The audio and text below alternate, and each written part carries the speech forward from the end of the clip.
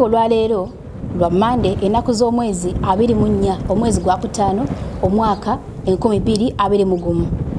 Olunaku olwaleero mukwano gwange nsazeewo nemba nga nzijjako mu katundu kano era ekyalo ekimanyikiddwa nga Almadam mu katundu akayitibwa The Ghost City oba Ghost Village nga kasangibwa mu Sharjah kumpi ne Dubai. Nkwaniriza kubanga wenze kweno show gye baleko jona gyotusizaako engalo olunaku olwaleero amanya n'eddoboozi Nyondo Rozet era programu yo Okutambula, Kulaba, Okuda, Kunyumya ne Nyondo Media. Olunaku olwaleero nsazeewo mbenga nkyalira akafo kaneeno gwe munnange andaba naawe obeko n'ebyomanya ebyagwa mu kafo kaneeno. Ekisookera ddala kigambibwa nti ebizimbe ebiri mu kafo kaneeno byazimbibwa mu myaka gya 1907 oba 1908. Naye kigambibwa nti mu myaka 20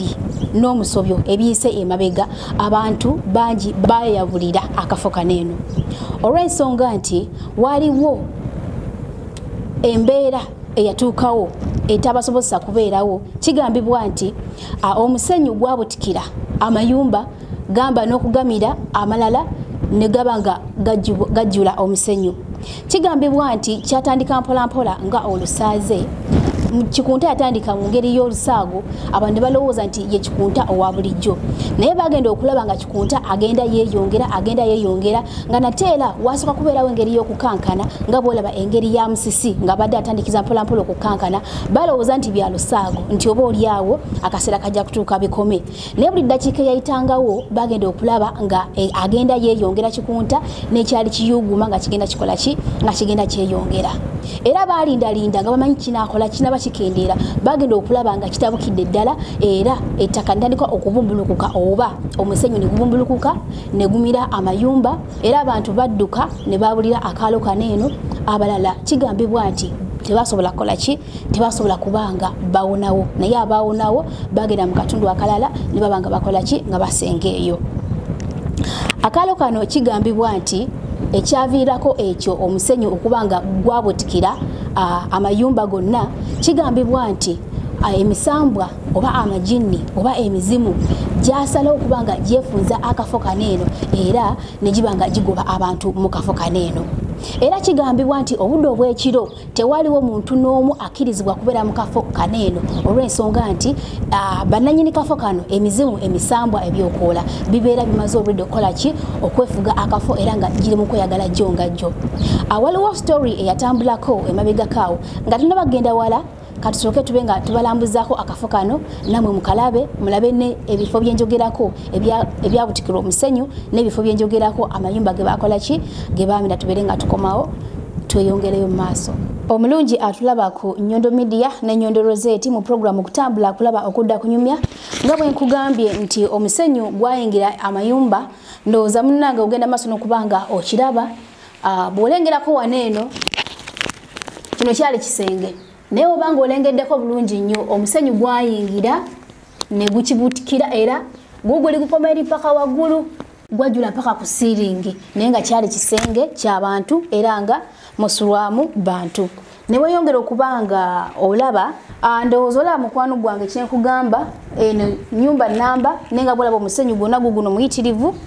nga bwe nkutambuzaako mpolampola omusenyu guguno muyitirivu naye nga eno yali nnyumba nnamba era kigambibwa nti abantu bafiirwa ebintu byabwe byali bingi nnyo.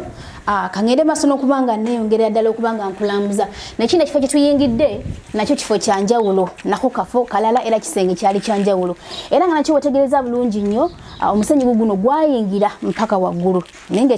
kigambibwa nti emizimu gyennyini gye gyasalawo ne gibanga gisalako akafo kano ne gitikula omusenyu mpaka waggulu n'okubanga gikola ki. Ndowooza olengerako bulungi nnyo wali eri gugwo omusenyu kigambibwa nti awo nyini nawo waaliwo ennyumba naye omusenyu gugwo gwakola akagulumo era gwagenda maaso ne gubanga gubuutikira ennyumba eyali awo. Amayumba agamu bagabuutikira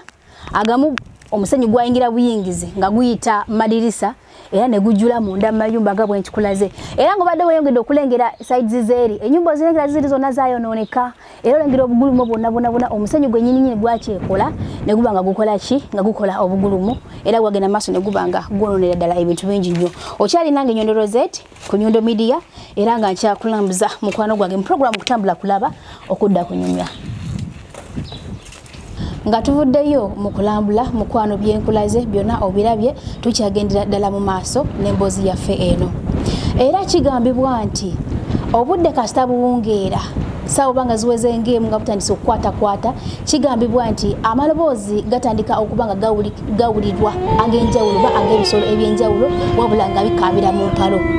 kigambibwa nti omanyi abazungu be bantu abakyasinze okuba nga bawakana kigambibwa nti abazungu lumu basalawo ne bajja mu kafo kanene babeere nga bakampinga bajja n'ebintu byabwe ne bakampinga naye kigambibwa nti obudde bwali buwungeera bwe buti batandika okuwulira amaloboozi ag'ensolo ez'enjawulo era ne bakola ki ne babulira akafo mu kutya okw'amaanyi ennyo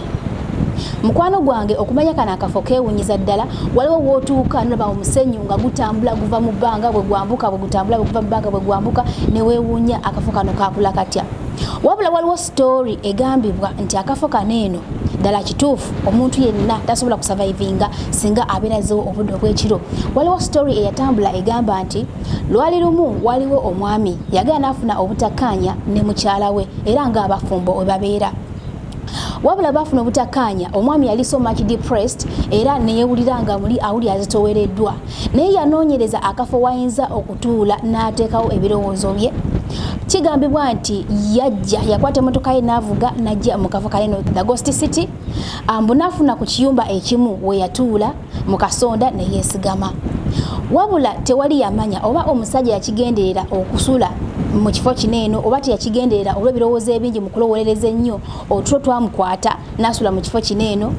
abajja ku makya okuba nga balambula ekifo baali bayitaayita ne basinkana omwami eyali aludde mu kasonda era nga yeesigamye okumuyita nti gundi nga tanyega bagenda okumukwatako nga mufuwajjo era okutwalibwa mu ddwaliro okumwekebejja balowooza nti oba oliawo yali anywedde obutwa ne bagenda okukebera omubiri nga temulimu butwa nga nateera talinako wadde enkwagulo wadde ekintu kyonna ku mubiri gwe ekyayita abantu okulowooza nti oba oliawo ddala kituufu emisambwa gino oba amajinni gakola ki gatta abantu obudde obw'ekiro oba gabanywamu omusaayi nguvudde ka story ako mukwano gwange era kigambe waliwo n'aka story akalala ku kino ekyalo waliwo omwana eyabula omwana oyo mukubula bamunoonyanoonyako nga tebamulaba naye enkeera sawa zaali zikonanga 7 waliwo abali bazze okulambula akatundu kaneeno kigambibwa nti omwana naye bamusanga alina we yeesigamye era nga naye omuka gwakoze eki gwaweddemu era naye kyali kyekimu okutwala mu ddwaliro talina wadde enkwagulo talina buzibu bwonna ekyagenda maaso n'okuba nga kikakasa abantu ddala kituufu akafo kaneeno ka misambwa oba ka majini ddala kituufu gasaddaaka era mukwano gwange gwalaba ng'obadde wandyetaaze okujja kulaba akafo kaneeno kyetaaga n'ojja ng'obudde bwa misana wabula nga si bwa kiro nange kennyini wano wendi onansonyiwa mbadde ntiddemu naye nga nange wano wendi n'okutya okwereere lwakuba nti tulina okugusa puroguramu yaffe Okutambula Kulaba Okuda Kunyumya ng'okyali ku Nyondo Media nange Nyondo Rozet katwongere okuba nga tukulambuzaako mukwano.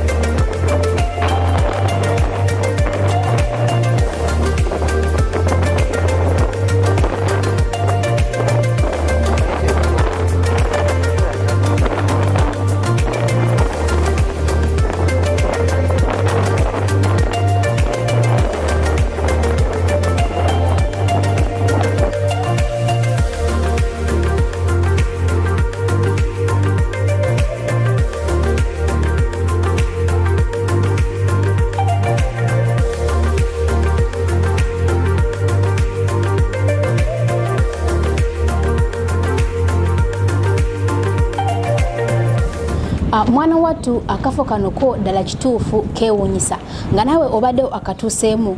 weewuunya era n'otendereza omutonzi engeri gy'akola ebintu bye. Jjukira nti kagabe majini, kagibe emisambwa, kagibe ebiteega oba mayembe byonna biri wansi wa Allah naye nga kikwewuunyisa noga subhanallah wa ta'ala. Akafo kaneeno kalungi nnyo era ng'obadde ozzeemu okujja okalaba okusinza okulambula aweewuunya era kafuuka kafo ka byabuwangwa oba kafo ka byabulambuzi. Naye nga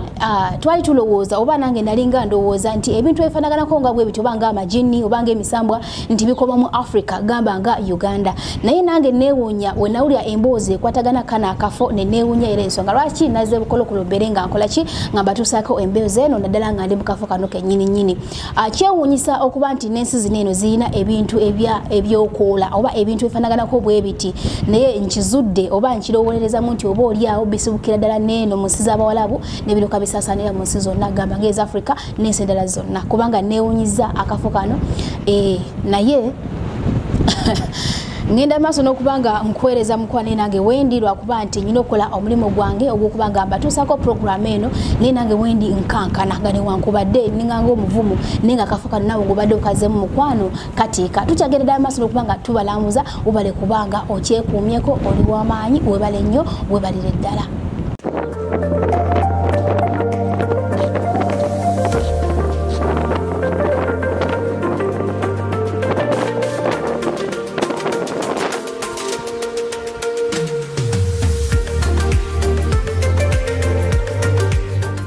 Webale kuba ng'obadde okyali